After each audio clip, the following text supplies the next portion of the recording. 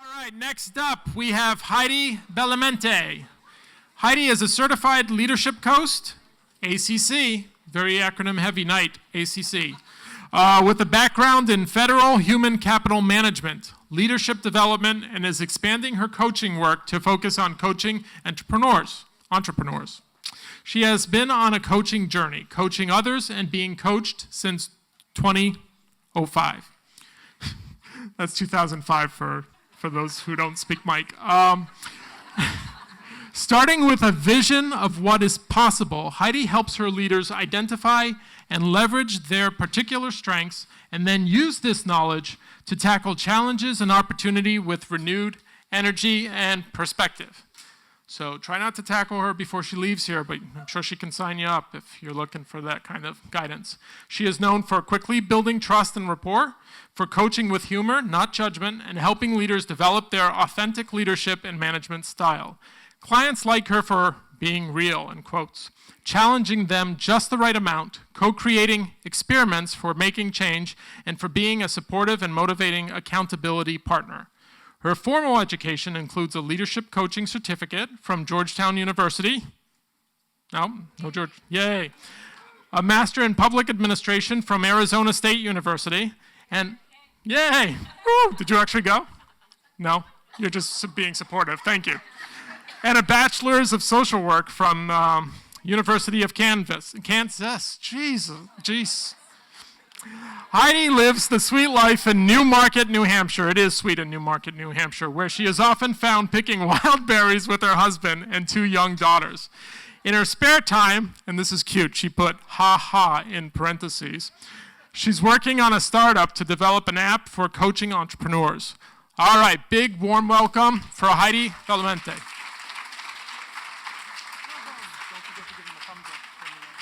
Okay, great. Thank you for that. I kind of don't feel like I need to say anything else now.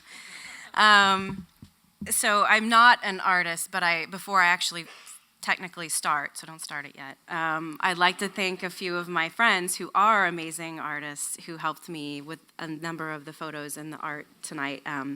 Karen Duncan, Kim Cooper, Natasha Anderson, and then Elle Luna and Tracy Phillips.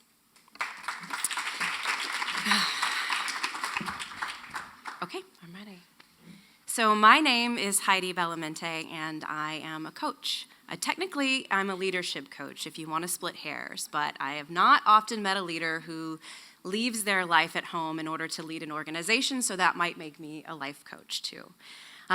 Coaching sometimes is misunderstood. It gets a little bit of a bad rap. So part of why I feel like I'm here is to tell you a little bit about what it is and take you a little bit on my own leadership coaching journey.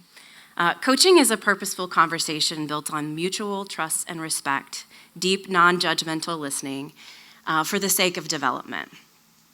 It is harder than it seems to truly listen to somebody at very deep levels.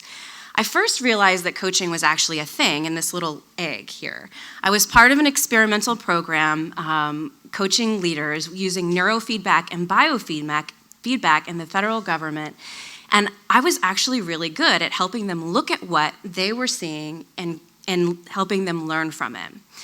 So I fast forward, I get trained at Georgetown University coaching program, and it's intense. It's like one of the most intense experiences of my life. In fact, it's so intense that they tell you don't do anything drastic while you're in the program.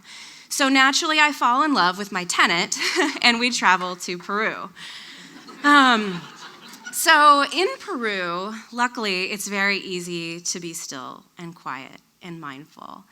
And in coaching, that's a place that you hope you can get with your client and that your client can go to, because that's when you are most true to yourself. You hear things you don't often hear in the very, very busy world. So there I had a little inkling, a notion that I was meant for something. I was also meant to marry my tenant. He's the one breakdancing on the floor. And we create a life plan. Together, we start executing it. And I'm able to sort of observe myself and what coaches take you on, a self-observation journey, looking at yourself from the balcony, not just on the dance floor. We start executing our life plan. I get pregnant, and we move to New Hampshire. And I'm sort of in this place where I feel a little bit stuck, maybe torn. Right? I miss the city life we had in DC, but here I'm in beautiful New Hampshire, and we're blessed. In fact, we're extremely blessed with our first daughter, Sophia, who is beautiful, healthy, fantastic, wonderful, and well. And yet at the same time, after she's born, everything changes. Wow, surprise. They tell you that, but you're not really equipped for it. And after your first child, any child, I think your world sort of just freezes over for a minute. And it's the most hectic and chaotic time. And right below the surface, there's your old life, like right there, just right below the surface. And when it starts to thaw, you don't know when that is, and you don't know really what it's going to look like and how it's going to be. So most of us just keep on going and doing what we were doing before, right? Life's not going to change. I'm still going to achieve. I'm going to work from home. I'm going to travel back and forth to D.C. and in New Hampshire and raise this beautiful daughter and be super mom and all this stuff. And then I think about, who is it that I really want to be? So I have this this ideal self. Naturally, she's very long-legged and blonde, but whatever. And it's a little different than my real self. But I also don't even feel that connected to my ideal self anymore. So I help other people create this vision, establish what this ideal self is. And I realize I'm living an old story. This ideal self is really not who I think I maybe want to be. So sometime over the course of the next couple years, we find some time to conceive another child somehow. And she is also amazing and beautiful and such a blessing and totally healthy and well and growing and thriving. And we thought our world was rocked by the first one. Wow, well, here comes another one. And you think maybe that they're just in life to be a passenger on this journey that you're on. And it's not true. You're actually very changed by them. And all we want really is to find a moment in time, a pause, a place, somewhere where we can go to get a little bit of quiet so that we can listen deeply again to ourselves. Because what I was realizing was in the midst of all of this, I was thinking, I still feel like I'm not doing what I'm meant to do, right? I'm what Elle Luna in her book calls at the crossroads of should and must. And should is this thing we think we should be doing, right? What others expect of us or what we've always expected of ourselves. And must is our calling. It's our heart's desire. It's where we have to go because there is no other way. And we can ignore it, but if we don't, we end up living an authentic life. And when I talk about an authentic life, I mean purpose, right? We become ourselves in our life.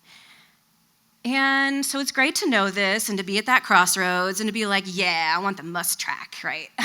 So what do I do with that? What is my must track? All these questions start popping up. How do I find that? Where am I going to get the time to do it? Do I have to quit my job? That's pretty risky. Is it going to pay me any money? And so we start cropping up with all these questions. And I realize that as a coach, this is what I do. I help people figure out their own story. So in coaching, we use something called a story. A story is basically the narrative of our lives that we write and that we live. And in our story, there is a hero. And the hero is either in victory, marching towards this awesome destination, or the hero is in retreat, kind of cowering away from it.